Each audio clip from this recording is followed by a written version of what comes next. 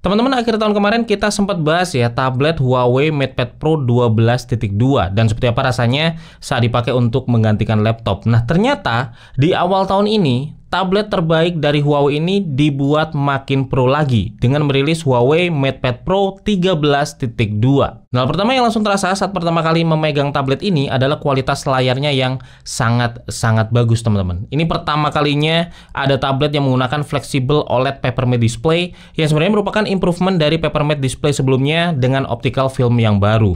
Dan kalau teman-teman lihat kualitas tampilan layarnya bisa dibilang nggak ada lawannya, terlebih untuk tablet di rentang harga yang sama. Karena finishing layarnya ini Papermate yang nggak nge-glare kalau terkena lampu atau dipakai outdoor, tetapi punya tampilan yang tetap terlihat vivid dan juga tajam. Bahkan kualitas tampilannya nggak kalah ya dengan tampilan layar dengan finishing glossy. Padahal finishing Papermate ini memberikan banyak kelebihan, teman-teman. Teman-teman bisa lihat ya dan juga bandingkan perbedaan pantulan lampu di layar Huawei MatePad Pro 13.2 ini dengan layar tablet non-Papermate konvensional. Terlihat jauh sekali bedanya. Bahkan dibandingkan dengan layar tablet yang dipasang Papermate Screen Guard, ini juga sangat berbeda karena selain masih mantul ya di Papermate Screen Guard, itu tampilannya juga terlihat lebih buram kekuningan. Finishing Papermate ini juga ngasih pengalaman yang lebih mirip kertas saat dipakai nulis ataupun gambar. Nah, layar ini beresolusi 2.8K yang udah DCI-P3 dengan 144Hz refresh rate. Scrollnya terasa mulus, dipakai outdoor tampilannya bisa terlihat jelas ya dengan brightness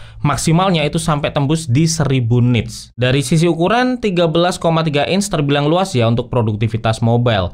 Ukuran ini lebih luas dari layar iPad Pro 13 inch tetapi dengan dimensi yang lebih compact karena bezelnya yang lebih tipis. Jadi kalau teman-teman perhatikan ya, bezel layarnya ini memang tipis banget dengan 94% screen to body ratio. Bezel ini simetris di semua sisi ya dengan sedikit notch di area kamera depannya. Nah, aspek rasionya 3:2 yang memberikan tampilan cukup panjang ya saat dipakai di orientasi portrait. Jadi di mode tablet misalnya buat browsing, baca-baca atau mencatat, barisnya bisa tampil lebih banyak, tidak perlu sering-sering scroll. Tetapi di orientasi landscape ya seperti saat dipakai di mode laptop, dia cukup lebar untuk buka aplikasi side by side. Buat nonton film juga terlihat lebih sinematik ya dan juga mini black bar. Jadi experience layar dari Huawei MatePad Pro 13.2 ini memang benar-benar enak. Dan ini dikombinasikan dengan desain tablet yang sangat tipis ya. Jadi tebalnya 5,5 mm dengan berat 580 gram yang dengan full keyboard berat totalnya bahkan cuma 1060 gram. Yang mana ini masih lebih ringan ya dari iPad Pro 13 inch full keyboard apalagi dengan laptop yang berukuran 13 inch. Premium Gold menjadi satu-satunya warna yang tersedia dengan frame magnesium alloy ya berwarna emas dan cover glass fiber di belakang dengan pattern unik yang Huawei sebut sebagai Golden Silk Design. Sama seperti yang ada di Huawei MatePad Pro 12.2 juga. Materialnya dari glass fiber ya yang udah tahan gores, bekas-bekas jari nggak gampang nempel di sini dan overall secara look ini tampil compact dan juga premium. Tetapi yang bikin tablet ini terlihat beda dan terasa worth it ya dibandingkan dengan banyak opsi lainnya adalah kelengkapan aksesoris bawaannya. Karena di saat mayoritas tablet flagship dijual terpisah ya antara tablet dan aksesorisnya dengan harga aksesoris yang luar biasa mahal, Huawei MatePad Pro 13.2 ini langsung bundling full aksesoris mulai dari keyboard, stylus, bahkan dapat Bluetooth mouse juga. Dengan semua aksesoris ini kita bisa langsung merasakan PC level experience ya di Huawei MatePad Pro 13.2 ini tanpa harus beli-beli aksesoris lagi. Nah, keyboardnya merupakan Neuralink split keyboard yang terhubung ke tablet melalui Neuralink. Jadi dia punya jalur koneksi sendiri ya, bukan melalui Bluetooth. Jadi nggak perlu berebut koneksi dengan perangkat lain. Keyboardnya ini punya desain yang unik karena antara keyboard dan stand covernya ini terpisah dan dua-duanya nempel ke tablet secara magnetik. Desain ini bikin kita bisa pakai tabletnya tanpa keyboard ya dengan stand cover terpasang sebagai back case protector. Jadi bisa dijadiin stand tablet juga saat nonton misalnya atau bisa dipakai di mode studio ya buat gambar atau menulis dengan sudut bukaan 120 sampai 160 derajat. Untuk mode laptop tinggal tempelin aja keyboardnya ke tablet dan kita bisa pakai layaknya sedang pakai laptop. Dan bisa dipakai di mode split juga ya, misalnya pengen meletakkan tablet ini di posisi atau ketinggian tertentu dengan tetap ngetik di keyboard secara terpisah. Jadi keyboard ini sangat fleksibel mau dipakai seperti apa. Nah, untuk layout keyboard udah selevel laptop ya, jadi ada 6 baris tombol termasuk ada baris fungsinya. Rasa ngetiknya mirip seperti ngetik di laptop juga dengan tombol berukuran besar yang punya key travel 1,5 mm.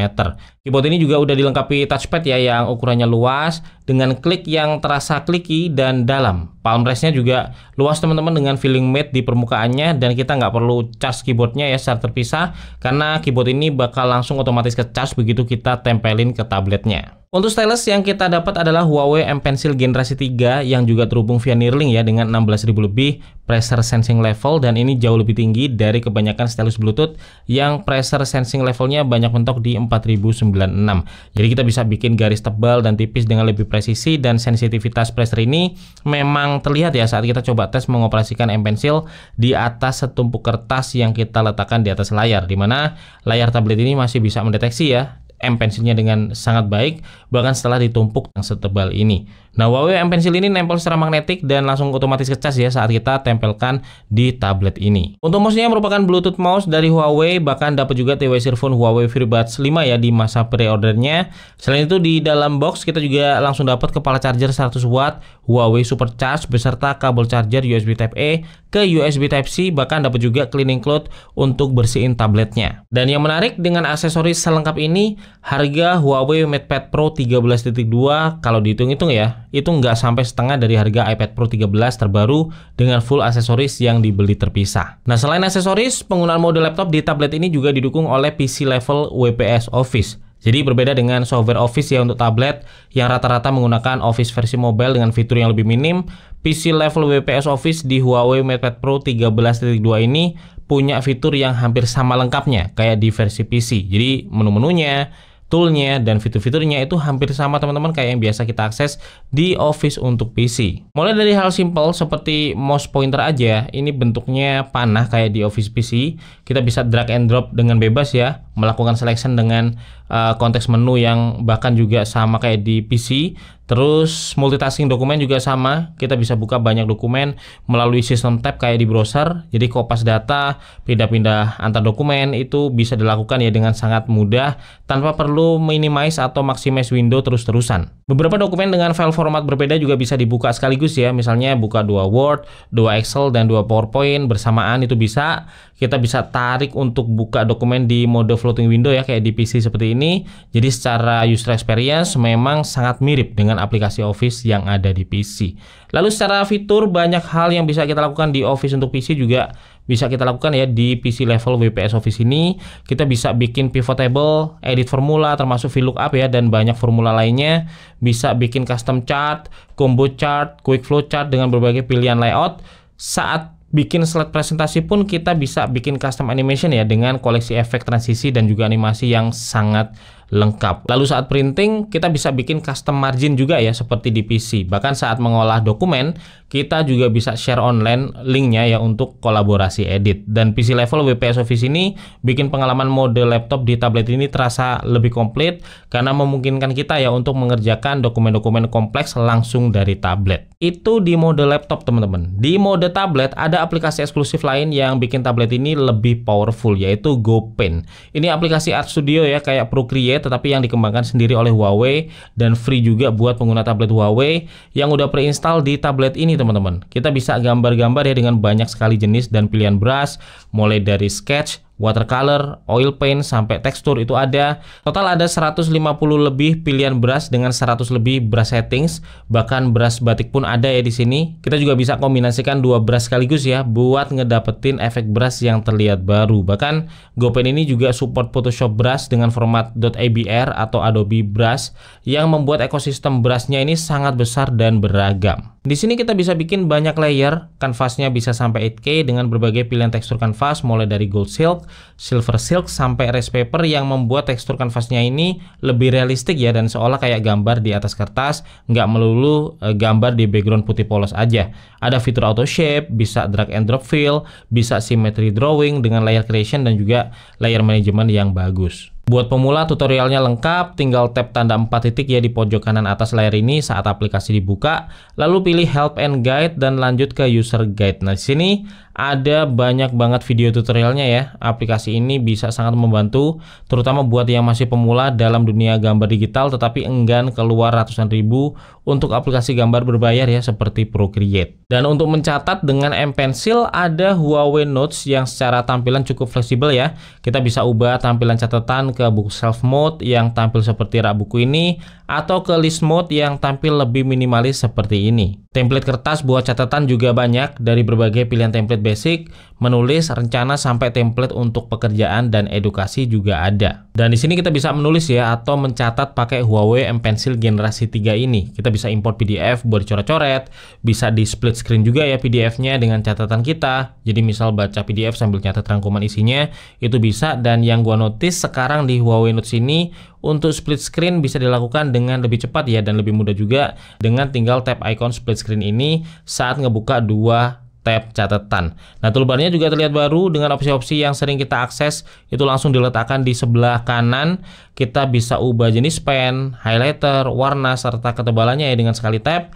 Pen dan brush favorit juga bisa disimpan untuk akses cepat, bisa masukin gambar, bisa bikin instant shape, ngasih laser pointer juga bisa, bahkan yang juga useful ya, kita bisa search tulisan tangan. Nah, tulisan tangan kita ini juga bisa di-convert menjadi teks yang akurasinya tentu tergantung ya dari rapi tidaknya dan juga jelas tidaknya tulisan tangan kita. Nah, yang menarik di Huawei Notes ini saat kita mencatat sambil merekam, misal lagi mencatat materi kuliah, meeting, dan sebagainya, itu kita bisa playback lagi ya dan bisa menavigasi playbacknya melalui audio atau catatannya secara real time. Jadi menemukan part catatan atau rekaman itu bisa lebih mudah. Gambar atau catatan juga bisa di drag and drop ya ke halaman lain tanpa harus copy paste secara manual, bisa mengubah warna teks setelah teks ditulis, dan sebagainya. Untuk performa, tablet ini ditenagai oleh chipset Huawei Kirin T92 yang dikombinasikan dengan 12GB RAM dan 512GB storage. Di sepanjang penggunaan, tablet ini berjalan lancar ya untuk semua aktivitas harian, mulai dari browsing, multitasking, olah dokumen, sampai edit video.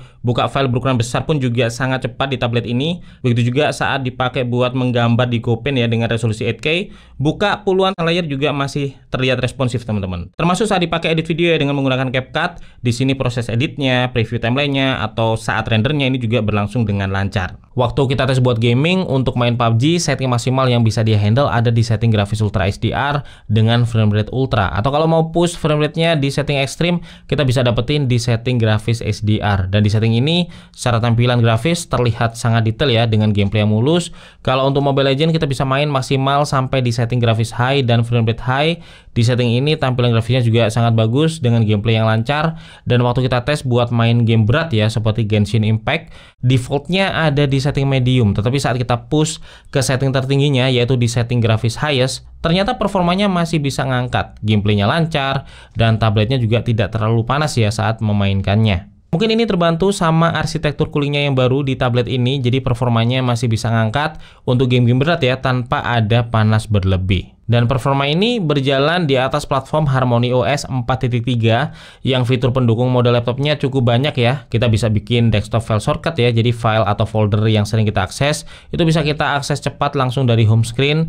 Kita bisa buka aplikasi side by side juga, buka multi window sampai 4 window sekaligus. Ada super hub ya untuk drag and drop teks dan juga gambar dari satu aplikasi ke aplikasi lain. Bahkan support display out juga secara wireless ataupun wired ya melalui port USB Type-C. Jadi dia bisa dikonekin ke proyektor, TV, atau layar monitor. Nah, yang mungkin belum banyak orang tahu, banyak yang masih mengira kalau di perangkat Huawei ini nggak bisa install aplikasi dari Google ya, karena absennya Google Mobile Services. Padahal sebenarnya di Harmony OS terkini, termasuk di Harmony OS-nya Huawei MatePad Pro 13.2 ini, kita bisa install aplikasi dari Google seperti YouTube, Gmail, Google Maps, dan yang lainnya secara natif, karena ada Micro G Service dan Micro G Companion yang jadi alternatif dari Google Mobile Services. Jadi kalau teman-teman buka App Gallery dan install aplikasi-aplikasi Google ya yang dari Fibonacci ini, maka nanti Micro G Service dan Micro G Companion akan otomatis diinstal di tablet ini. Hasilnya kita bisa install YouTube, Gmail, Google Drive, dan aplikasi Google lainnya secara natif. Aplikasi-aplikasi untuk meeting ya kayak Zoom, MS Teams, Google Meet, dan Lark itu juga bisa diinstal dan digunakan di sini, termasuk aplikasi kreatif seperti Canva, CapCut, dan yang lainnya. Nah, kalau mau install pakai cara virtualisasi dengan Gbox juga bisa, tetapi karena hampir semua aplikasi udah bisa diinstal ya secara natif di sini, gue sendiri langsung install aja ke tabletnya secara natif dari App Gallery atau via APK officialnya ya, tanpa perlu virtualisasi melalui dari Gbox. Hasilnya untuk urusan kelengkapan aplikasi, Huawei MatePad Pro 13.2 ini ya bisa dibilang sama aja ya kayak tablet Android pada umumnya. Lalu untuk menikmati multimedia, di luar dari kualitas tampilan layarnya yang sangat bening ya untuk nonton dan juga untuk streaming, tablet ini udah memiliki DRM Security Widefine L1 yang artinya untuk streaming film dari layanan online ya kayak Netflix, Amazon Prime, dan yang lainnya itu bisa dilakukan di resolusi yang paling tinggi. Speakernya ada 6 yang memberikan suara imersif ya dengan volume kencang. Kualitas suaranya terbilang empuk untuk ukuran loudspeaker tablet dengan bass yang terdengar enak ya, serta suara yang nggak pecah di volume tertingginya. Dan untuk kamera, akhirnya ada tablet yang racikan kamera depannya juga superior teman-teman. Karena beberapa tablet kamera belakangnya superior tetapi tidak dengan kamera depannya. Dan ini cukup mengganggu karena pengguna tablet biasanya nggak terlalu banyak foto-foto atau rekam video ya pakai kamera belakang seperti di smartphone. Tetapi bakal lebih banyak pakai kamera depan untuk meeting online dan sebagainya. Nah, di Huawei MatePad Pro 13.2 ini kamera depannya 16 megapiksel ya dengan aperture 2.2 yang udah dilengkapi di TOF untuk tracking depth, dan ini dikombinasikan dengan dua kamera di belakang ya, kombinasi 13 megapiksel kamera dengan aperture 1.8 yang udah autofocus plus 8 megapiksel wide angle kamera dengan aperture 2.2. Gue sendiri untuk kamera belakang tablet itu lebih banyak dipakai buat scan dokumen atau foto-foto catatan ya di papan dan sebagainya, dan ini udah bisa memenuhi kebutuhan tersebut. Untuk mic-nya sendiri ada 4 tersebar ya, 3 di atas ini yang useful saat dipakai buat pickup suara pas meeting misalnya atau pas video call, dan satu lagi di modul kamera belakang untuk pickup suara saat rekam video pakai kamera belakang. Nah, mic ini udah dilengkapi dengan AI noise cancellation ya, dan seperti inilah contoh hasil rekaman mic dan kamera dari Huawei MatePad Pro 13.2. Jadi seperti ini teman-teman ya hasil rekaman kamera depan dari Huawei MatePad Pro 13.2 yang gue rekam di ruangan gue ya, menggunakan lampu ruangan aja. Dan seperti ini hasil videonya, teman-teman bisa lihat ya, terlihat hasilnya tajam dan juga jelas. Terus audionya juga gue rekam menggunakan built-in mic dari Huawei MatePad Pro 13.2, dan suasananya di sini di depan ada AC yang nyala, di belakang ada air purifier nyala, dan di luar ini ada cukup berisik ya dari anak gue yang lagi main dan juga ngobrol. Jadi kira-kira seperti ini yang bisa teman-teman dapetin ya kalau misalkan teman-teman pakai Huawei MatePad Pro 13.2 ini untuk meeting online di rumah atau di kantor ya, dengan suasana yang cukup berisik, dan bagaimana dia menghandle noise, bagaimana kualitas videonya bisa teman-teman lihat langsung di sini. Jadi semoga bisa jadi gambaran buat teman-teman semua. Untuk sensor dan konektivitas juga lengkap. Di sini ada fingerprint sensor ya yang menyatu dengan tombol power dengan proses scan dan deteksi yang nyaris instan. Sensor lain ada ambient light, ada hall sensor, gyroscope, kompas, dan gravity sensor. Untuk positioning udah ada built-in GPS, dan konektivitasnya di USB Type-C ini udah support OTG ya, dan support display out juga. Sedangkan untuk konektivitas wireless, tablet ini support Neuralink, Bluetooth 5.2 low energy, serta Wi-Fi 2.4 dan 5 GHz. Baterainya berkapasitas 10.100 mAh teman-teman, yang dari pengujian bisa bertahan 13 jam lebih ya untuk lokal video playback, dan bisa sampai seharian di penggunaan normal harian. Dengan menggunakan kepala charger bawaan 100 watt Huawei Supercharge, kecepatan chargingnya dari 0 sampai 80% bisa tercapai dalam waktu sekitar 40 menit, dan bisa penuh dalam waktu kurang lebih 65 menit. Dan menariknya, dengan aksesoris yang selengkap ini, Huawei MatePad Pro 13.2 dijual dengan harga 16 jutaan aja. Di sini kita langsung dapat Huawei Smart Magnetic Keyboardnya, Huawei M Pencil generasi ketiga, Huawei Bluetooth Mouse, bahkan dapat juga TWS Huawei FreeBuds 5, termasuk udah include juga dengan kepala charger 100 watt Huawei Supercharge beserta kabel charger dan cleaning cloth di dalam boxnya. Nah, paket dengan bonus aksesoris komplit ini bisa kita dapetin ya di masa pre-ordernya yang dimulai dari tanggal 26 Februari 2025, dan harga ini memang jauh di bawah tablet flagship lain ya dengan full aksesoris yang dibeli secara terpisah. Jadi dengan kelengkapan aksesorisnya, flexible OLED Papermate display yang dimilikinya, serta beberapa aplikasi eksklusif yang dimiliki ya, Huawei MatePad Pro 13.2 ini bisa jadi salah satu pilihan tablet terbaik buat teman-teman yang sedang mencari flagship tablet di tahun 2025 ini ya, baik untuk hiburan ataupun produktivitas mobile. Dan itu sih yang bisa gue share hari ini ya tentang Huawei MatePad Pro 13.2. Semoga aja bermanfaat. Kalau ada pertanyaan atau pendapat silahkan tulis di kolom komentar. Gue Febian dari Kepoin Tekno pamit dulu, sampai ketemu lagi di video Tekno Menarik lainnya besok.